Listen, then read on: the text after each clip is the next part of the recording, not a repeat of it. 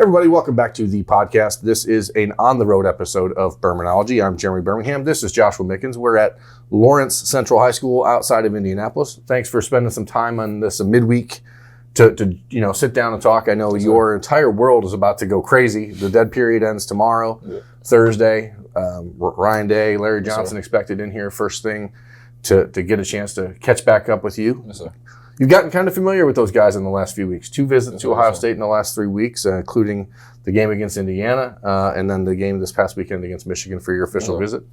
What did you learn on the official visit that you didn't learn on the unofficial visit? Really just how great the culture truly was and just how great Ohio State was. Like the people, the coaches, just everybody. Like I got to hang with the players a lot during my official and even some recruits who were heavily interested in Ohio State. And just, there was one constant that they were great people. And just like that's something I really appreciated. And that's something that's, Is that, I'm not going to ask you to call it anywhere else that you've been, but how different is that? How important is that when you're starting to think about the next 4 or 5 years of your life? Or let's say 3 to 5 years. We're gonna put you running the fast track here. So when you're looking at those next few years of your life, how important is it that you get that opportunity to be around guys that you actually connect with on a personal level? It's extremely important because, as you said, like these are the people that I'm going to be around for the next 3 to 5 years. So that means the world. And surrounding yourself with the right people brings great results. So I know if I eventually choose Ohio State, I'll be surrounding myself with great people. You know, you were there for the game against Indiana. That's a game Ohio State played very well, and the offense was clicking. Defense did what they had to do. That vibe is they offered you after that trip, so that maybe had a different feeling altogether for you. Then you're there for the game against Michigan, a team that they played a first half and thought, hey, we're in control of this game. Second half, things kind of fell apart. But you had to spend the rest of Saturday night there and Sunday with the coaches. How important was it for you to see the way they responded to a loss, perhaps as if not more important than seeing how they responded to a win? It was really important because, the true person or the true people within that Ohio State staff or really any staff in the country doesn't really come out until you lose a game, especially a rivalry game. And so, like, me being able to see, like, how they acted, especially in the face of adversity and, like, how they had to come back and just look forward and just be upright about it and just, like, try to stay positive and just, like, make it evident that they knew they were on the right track and that they were very, as I said, just positive about the situation. Like they weren't really being any downers. Like there wasn't any negative vibes. Like there wasn't no giving in or giving up in their attitude. Like I could tell, like they just had the type of attitude that it's the game, we lost, okay, we just got to come back to it the next day and just continue to get better. And that tells me something about the program, that they're going in the right direction. I know that you said you spent a lot of time with players, with recruits. Is there a connection or two that you've made? As I've talked about in the past on Birminology, Luke Montgomery has the world's largest black book among any high school athlete I've ever seen. I don't know how he knows everyone, but I guess playing AAU basketball, playing football. Yeah. You played basketball against Luke when you were younger, so I know he's one of those guys. But who else did you really click with on that visit? I clicked with a couple of other commits like Jason Moore, Will Smith, a couple of D-line players, and just a couple of more recruits. But for the most part, it was just those guys, the D-line players, who I was going to be. Oh, yeah, also I clicked with Amari, Arbor, KJ, JT, and just I was around those guys a lot. And it was just a great opportunity to be able to come closer with them and get to know who they really were. You know, guys like Kenyatta Jackson and Omari Abor, they're not playing a lot this year. They're true freshmen. What was the vibe or the message, I guess, from a guy like Kenyatta, for example, who is in a position that you may find yourself in 12 months from now, where you're trying to learn how to fit into a new system and trying to find any way to get on the field? Yeah. I think you can learn a lot from people in that position because he's from Florida, right? So he's 2,000 miles away from home. He could have a lot of reasons to be complaining if he wanted to. That's true. What was his message? There wasn't really any upright message. Like, but just chilling with him. He's very mature and he's really chill. Like, he's a great person. So, like, I know that he has his head on straight, and just, like, I know that he's in the lab, he's working hard, and I know he'll get the opportunity when it comes. So just kind of seeing that, just, like, it kind of gave me hope to be like, despite what happens, like, whether or not I get any play time my freshman year, like, I know if I just keep working hard, then it'll all work out. Your recruitment has taken some roller coasters rides here in the last few weeks. You were committed to LSU from the middle of June until Monday of this week. Obviously a difficult decision. What was it really about the relationship with Ohio State? When did that really pick back up? I know they offered you 3 weeks ago, but when did they really start getting back in touch? And did they tell you why? I know that they seemed to be pretty impressed with your senior tape, but what else has really been driving that relationship? So I had been somewhat recruited before I had committed, but it was kind of low at that time. So my interest had went elsewhere, but it kind of picked up in the middle, like towards the beginning and middle of my senior year, because like I had been playing pretty well and they had noticed it. And then like towards the end of my senior year, that's when it was constant talking and all of that, because they were like I was playing, like they could see the improvement just throughout the season, and just like from me getting bigger to like faster to stronger. So like they had really appreciated that, and they just felt as though that it was that time. Most of the national recruiting services list you as a defensive end. I think that it's the new era of football. There's flexibility. Some people maybe see you more in like that jack role that Ohio State runs, where it's a hybrid linebacker / defensive end. What do you think about that sort of future? I know that some places have you listed at 6'5", other places have you listed at 6'3". I think the truth is probably somewhere in the middle. Yeah. How do you see yourself at the next level as far as defensively? Defensively, I think I could be pretty versatile for the most part. But I'm not sure.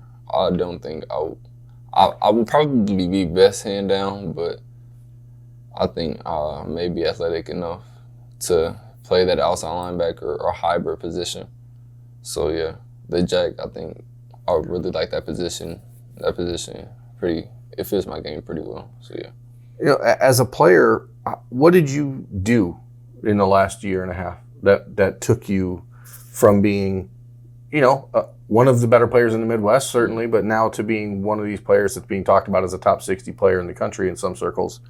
Can you pinpoint something you had to change or address to put yourself in that position? Really just trusting what my high school was preaching and just believing in the process. Like a lot of the work that I've been doing some of it was on my own, like whether it was training or working in my backyard, but a lot of it was staying with my high school coaches and just like our program, which is a great program, and just believing in that and just working hard to get where I am right now. But the work ain't stopped. I know a lot of people expect, and I don't even like that word because it's your life, and people are, he decommitted from LSU, he visited Ohio State twice, it's a done deal, and that's not the way it works. That's not real life. You got a big decision ahead of you coming up here in these next few weeks, a number of big decisions. One, if you want to sign in December, there's obviously still the February signing period that you can utilize.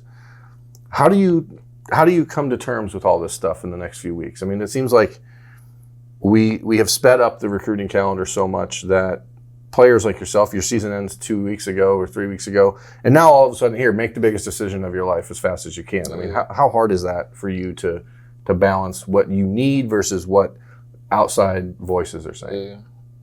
It's not as hard as it may be for some other recruits because of like stuff that I've been through. I've been able to like mature throughout this process and just process things at a faster rate and at a better rate, and like not know wholeheartedly like what I want to do. So as you start to plot out the next few weeks, or I know you're going to make an announcement on January 7th at the All-American Bowl. That's the plan. What's important? What becomes the most valuable things for Joshua Mickens in the process? What is the next school that you commit to, the school that you sign with? What do they have to have available to you? What do you need to have from those coaches? Really just their support and just assurance that they're the best decision for me, because like wherever I choose to go, I'll wholeheartedly feel that way, but just like the support and just the coaches letting me know that I've made the right decision from like a genuine place and not just a place of like being fake, that would really help.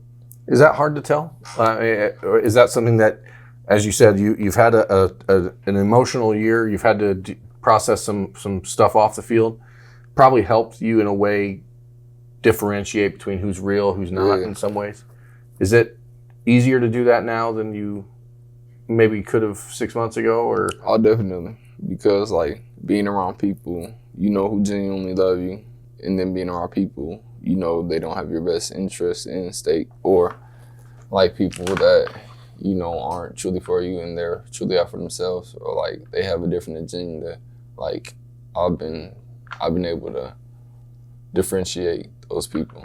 So yeah, same with coaches. how do you feel this process has changed your life? It's something I want to ask a lot of recruits, and I don't always do it because I think that it's obviously a different experience for everyone. But you stand now at a point in your life where your entire world can change in the next month, and then obviously moving forward. Yeah. How crazy is that to you? And did you ever expect this sort of opportunity? At first I didn't expect it. Like I really thought I was gonna hoop, and I thought like football was just for fun. But like just Football is fun. It is fun. It's fun now, but beforehand it was just like something I did just for fun. But like it's fun, and I've grown to love it. Well, I'm still growing to love it, but yeah. What is the deal with all of you guys wanting to play basketball? There's know. so This is many like, football players in the Midwest who are 6'4" that think that they're Charles Barkley. Yeah. I mean, the future is in the football field. No, yeah, and I think we know that, but like just growing up, you know, like from playing at U, it's just like just growing up hooping, like that's your first love. So that's kind of where that is. What kind of basketball player are you? Are you a wing guy? Are you a post player? What do you think you do best? I would say I'm a forward. Okay, so you like maybe back to the basket a little bit. Yeah. Well, no, not really that. Not like, a slasher. I got some finesse to my game a little bit. I mean, you got handles, or you a guy out there, you know, shooting the ball? Like, I ain't no shooter. I leave that to my teammates, but I can handle the ball a little bit. Handling this situation. Yeah. What's been the most stressful part of this process for you? More than likely, just growing. Like, that's probably been the most stressful because it kind of forces you to grow. It kind of forces you to be able to dictate what you want to do and be firm in your decisions. And yeah, just growing has probably been the most stressful part of it.